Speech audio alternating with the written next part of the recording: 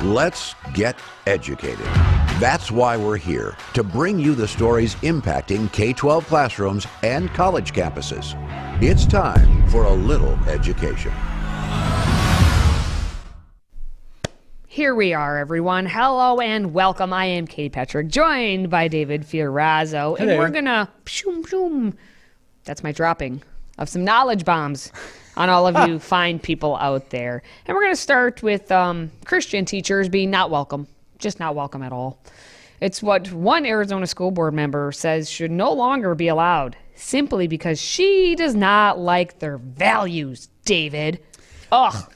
Yeah, I did this, talked about this story on a podcast earlier this weekend. This is discrimination. Cat ears clad school board member. You heard that right. School board member says district should not hire teachers from Christian University. One of the things that came out in a different article was that they argued the school board, which 3 out of 5 of them are LGBTQ.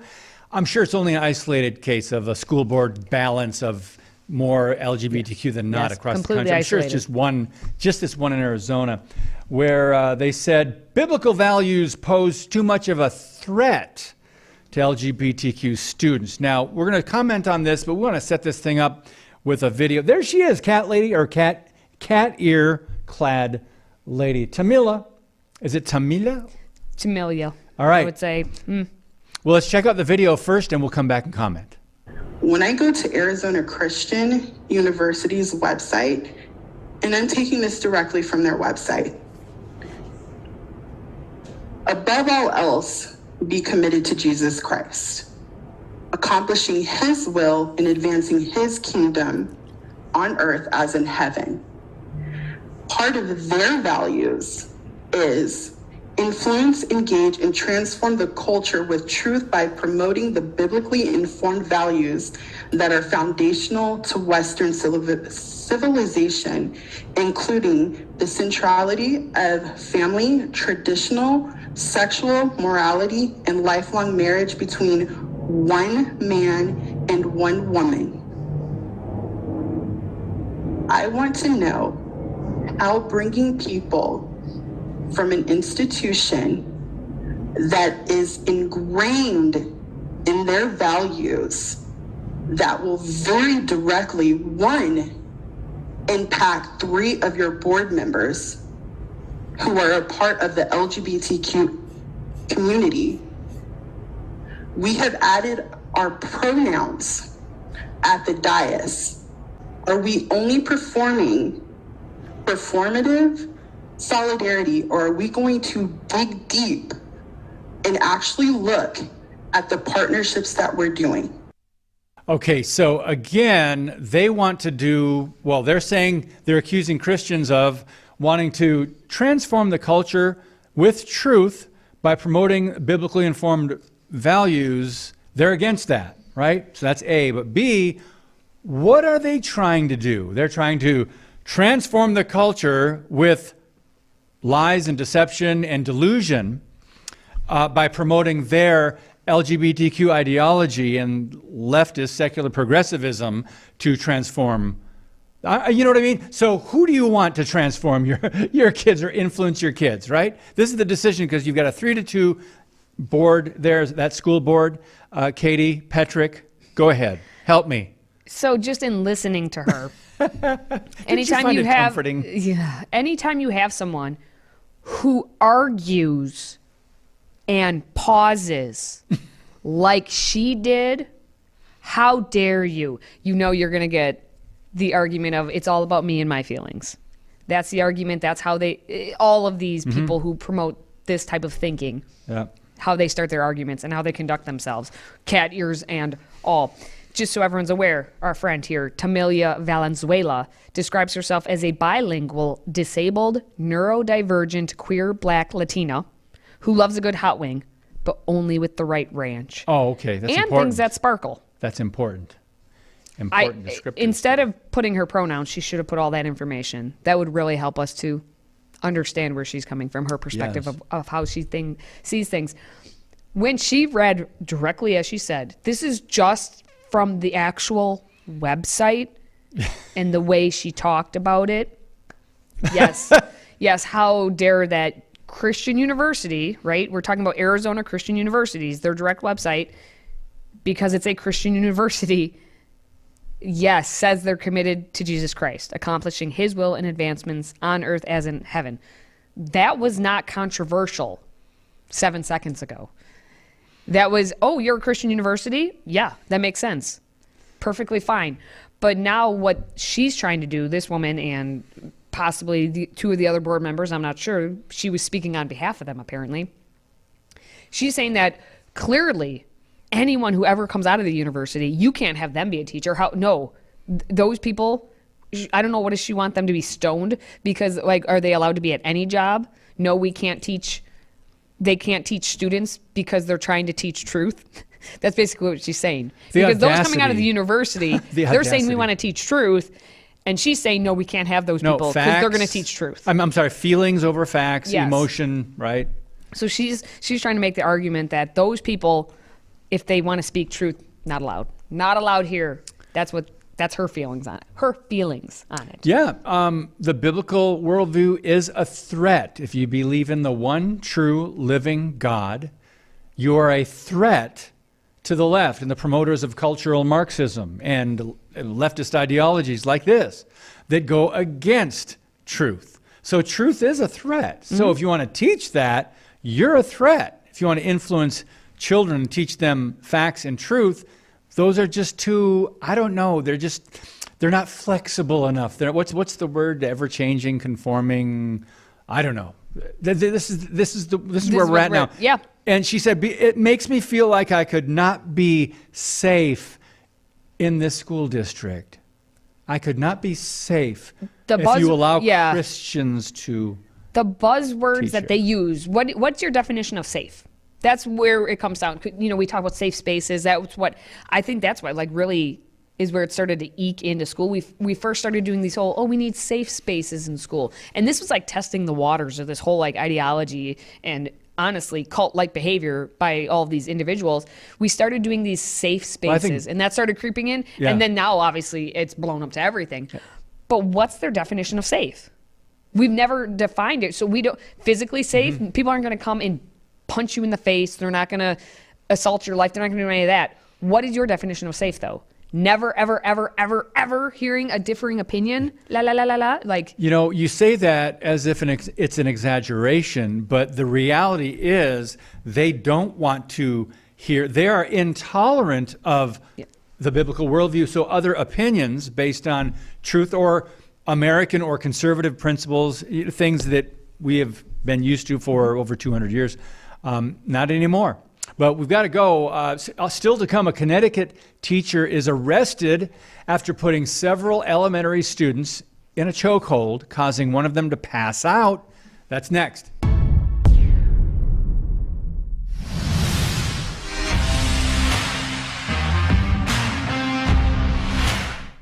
all right, just another example of actual violence, like not safe space for students. We had some violence of a teacher on students. We have a Connecticut teacher who has now resigned her position and has been placed under arrest after she allegedly performed a chokehold on several elementary students, causing one of them to actually lose consciousness. This happened back in February, where Stephanie Santabria, who's 50 years old, was working as a math coach at the Brookside Elementary School in Norwalk, Connecticut, which is about 40 miles west of New Haven. Now, during that class, Santabria reportedly decided, I don't know how this came about, to conduct a martial arts demonstration. She's a math coach. Math and martial arts. They both start with M. There we go. M.A. M.A. M.A. Okay. Like, not MMA, Yeah. but M.A. Conduct a martial arts demonstration, and she placed 3 students into a chokehold. So it's not like she did this one, we're going to, okay, and then go back to math. It's like, no, okay, your turn, little Johnny. Come on. Anyway, one of the students passed out, but fortunately did not suffer any permanent injury, according to a Norwalk Public Schools press release. They're trying to be like, hey, little Johnny's okay, though. They're covering their behinds on Wasn't that this one. captured in a video, though? Yes. Yes? Do we No. really have to we watch have it? We have a news report on it, though. Police say Stephanie Sanabria was working as a math coach when she demonstrated a martial arts chokehold on 3 fifth-grade students at Brookside Elementary School last Friday. One of the students lost consciousness and was treated by the school nurse. The Special Victims Unit then began an investigation. A week later, Sanabria was arrested in her Danbury home. Clearly, I don't think she knew what she was doing. I mean, if she did, I don't think she would have intentionally choked them out, but she did. So it just kind of goes to show you, like, they should not be putting their hands on kids whatsoever. The school district says the student did not sustain any permanent injuries. Sanabria was charged with strangulation, risk of injury to a minor, and reckless endangerment. Well, what's interesting is that one response, well, she didn't intentionally choke them out. Oh, my goodness. Yeah, so it's clear in this instance, it's one of these cases where students, I bet, were able to get her distracted off of the topic of math, and they probably just started talking about martial arts. And then she was probably like, hey, I know how to perform. Yeah, I got the background, so let's, do it. And so I could see how this would happen, but at the same time, the adult in the room needs to be like, I'm not actually going to perform a chokehold on an elementary student, even a fifth grader who you would argue is maybe a little bit bigger. No, like I don't know. I wasn't in the room, obviously, but she probably allowed those students to convince her to do that. So anyway, so as you know, she then was arrested. They did the investigation. She was arrested, charged with that second-degree strangulation, the risk of injury to a minor, and first-degree reckless endangerment. The bond was set at $20,000, which here's what I'm comparing this to. And again, she resigned her position. According to the story, didn't have like malicious intent, right? Right. And she lost her job, and she's gonna, arrested, and $20,000 bond, all of this. We have teachers every day in the classroom doing much more mental damage, psychological damage on our children. Yes. And being rewarded for it. I'm not obviously defending her choice of doing a chokehold on a student. Right. I'm trying to take a look at the big broad picture. Is everyone with me on this one? To be clear. Interesting just to think about and kind of put into perspective in a way. Excellent point. And then the wisdom from that parent, again, very interesting to think about the words that she used. She says, clearly, I don't think she knew what she was doing. Here, another person in the public school system, I don't think she knew what she was doing. So anyway, she was just putting the students in a chokehold. But yeah, I do agree. The damage, the psychological or mental and emotional damage, or maybe perhaps even the spiritual damage, is much, much, much worse. And that could take kids down an awful decline in pathway to destruction. That is much worse, and we are not saying, the chokehold was okay. But Katie, that was an excellent point. Well, thanks, David. Yeah. All right, well, coming up, we have another elementary teacher who is arrested in California. We're getting a trend here.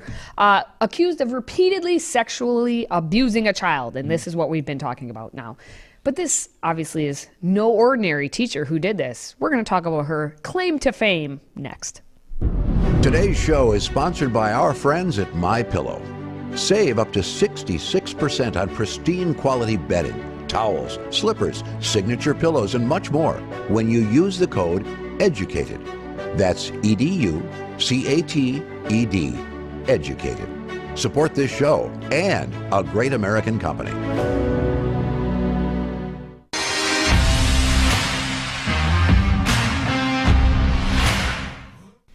Teacher of the Year. Wow. Not actually so much. Oh, okay. What's the story? It's a story, though. We have a California elementary school teacher who was recently lauded for her commitment to students, teaching, and lifelong learning. And then she was just arrested because of child sex abuse charges. Oh.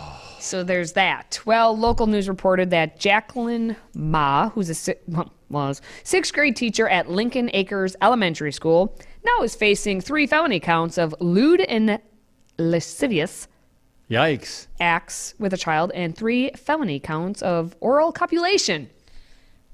take a look at the news report on this. Yikes. You know, when I read some of the letters and words written about you, it was all about your students leaving with a greater confidence. Definitely social emotional learning and personal confidence is something that I try to push into my classroom and my students. And I can't really say that I know exactly what the magic formula is. I'm still working on that. And as we know, it differs class to class and to student, but speaking to them like they are those responsible young adults that they are, and having them instill that confidence to make correct choices or learn from their not so great choices. I think those have been at the forefront. Yes. As you can see, that was her being like, I am the amazing teacher, her interview about being an amazing teacher. And now when you take it into context of what she just did, she back then even was treating children like they're adults because she wanted potentially their maybe reasoning as to why she would do lewd acts. Well, more than one count. Yes. Now, she was accused of not just sexually abusing a child, but repeatedly sexually abusing a child. And notice the first thing she said in this interview, apparently when she was being interviewed for being the model teacher of the year, the first thing out of her mouth, social emotional learning, SEL. And that's a really ugly bedfellow of DEI, diversity, it really is. Equity, and inclusion. You've got social emotional learning. We've got there's like this powder keg getting ready to just like blow up in the public school system. And we're just seeing little like firecrackers going off here and there. It hasn't really blown nationwide yet.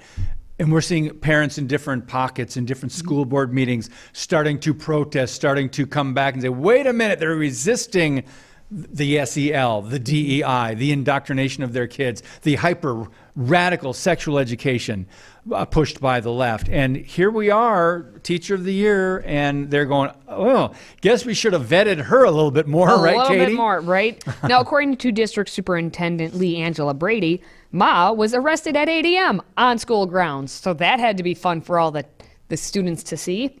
Now, the victim, who is allegedly exploited while under the age of 14, is reportedly no longer a student in that district. Now, again, superintendent said that we know that our entire school community is as stunned as we were by this news. Stunned. Especially for the teacher of the year. The district will cooperate with law enforcement and cannot comment any further on the pending investigation. So the former teacher here, Ma, 34, was one of 5 educators who was actually named to this year, 2022-2023, San Diego County Teachers of the Year.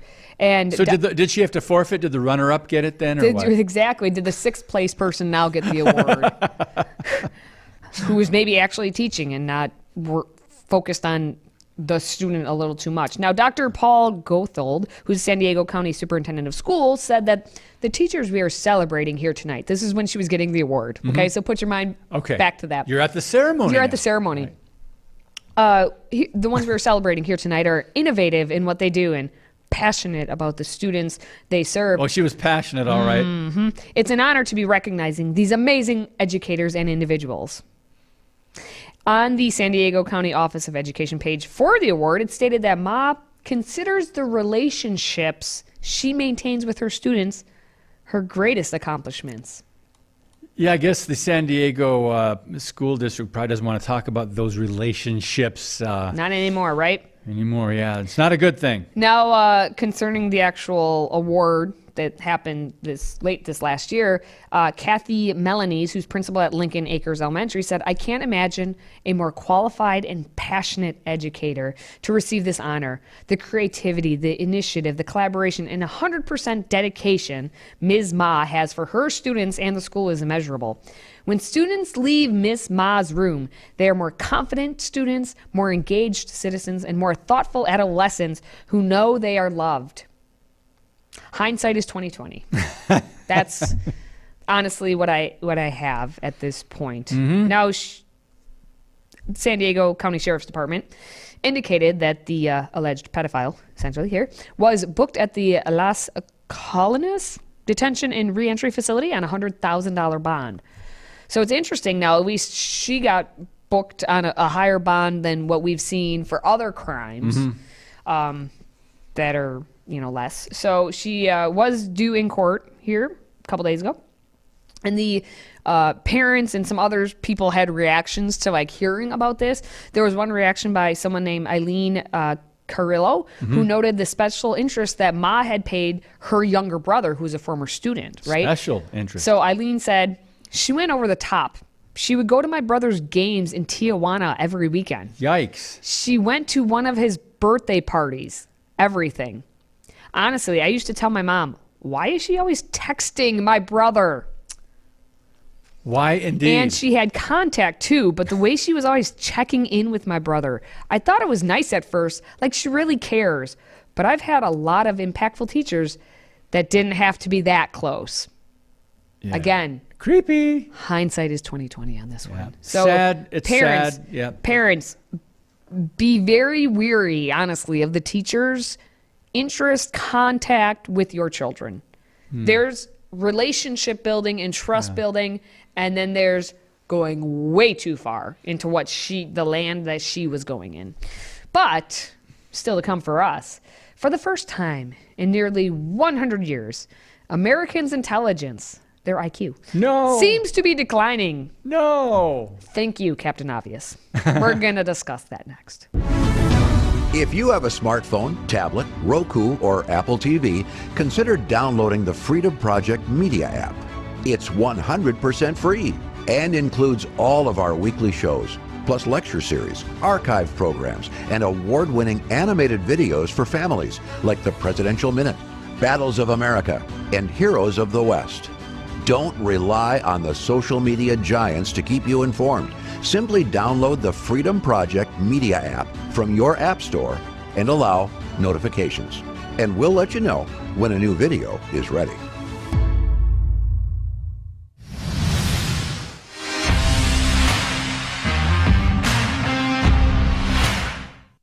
Katie, do these glasses make me look like I have a higher IQ than I really do? When I take them off, it's like, dum-dum. what's going on?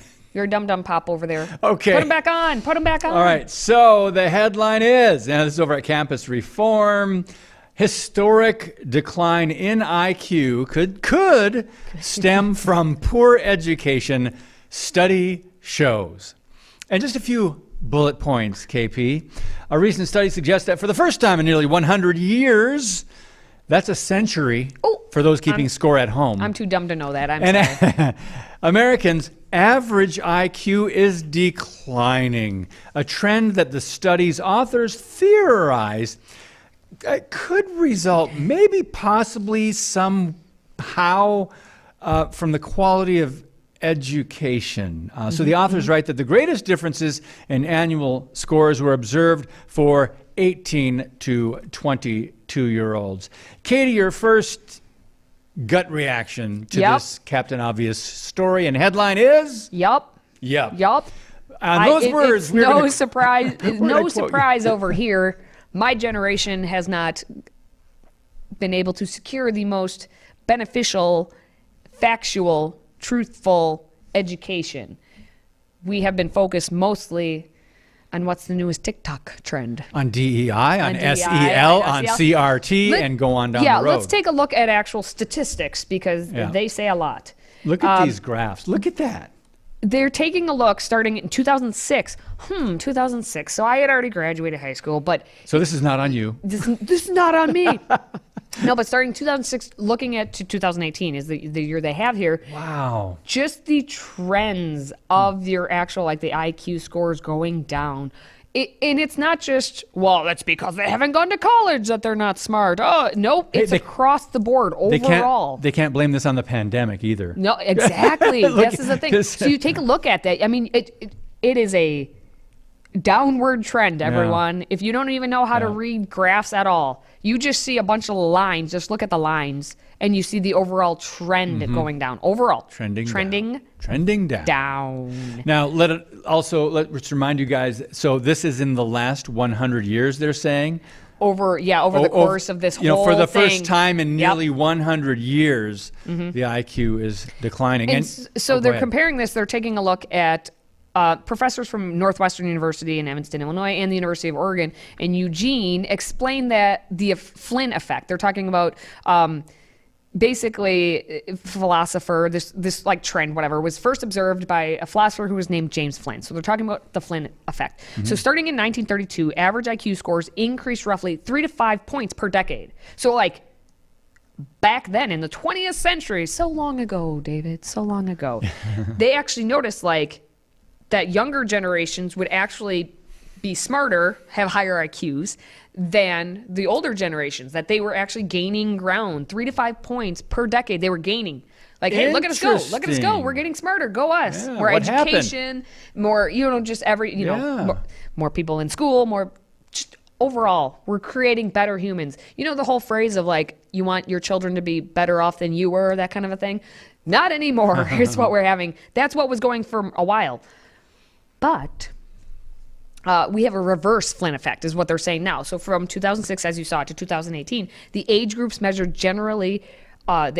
were measured generally saw the declines in the IQ test used by the study, which is the International Cognitive Ability Resource. That's why it says ICAR at the top, the ICAR scores. So it's showing just a downward trend. We're not smarty pants anymore. We're not even smarty shorts. We're just getting... And it's not even a gender thing, and of which there are only two, David, male or female. It's across the board. But as you can see, women actually are even steeper slope. Well, also, can I ask you, how much money has been poured into the education system year after year? Katie Petrick, has the money going to the teachers' unions through the Democrat Party and through other ways and leftists, whatever, has it increased or decreased year by year? Well, I'm a millennial. I'm not smart enough to answer that question. It has increased. Oh, it is increased. Yes. Oh, So okay. more money is going in, but less results. So as we keep saying, or at the teachers union keeps saying, we need more money. We need more money. We need more money. And it's not working Pre-pandemic, yet. post-pandemic, we need more money. There have been no good results from more money. More money does not mean smarter or better education. Educated citizens. It just means you're spending more money. Yeah. That is what, in your results, just a IQ now going down. And the money goes to other things because the NEA is a political organization. All right. Well, we could go on and on and Yes. on and on, but we're too dumb to keep going. So we'll Stop stop it. We'll stop here. All right. Well, make sure you are hitting that like button if you're watching us on social media. And hey, send us your feedback. What are your thoughts? We'd like to hear them. For David and myself, thank you for watching. Thank you for listening. Thank you. And thank you for supporting this show. Until next time, stay educated.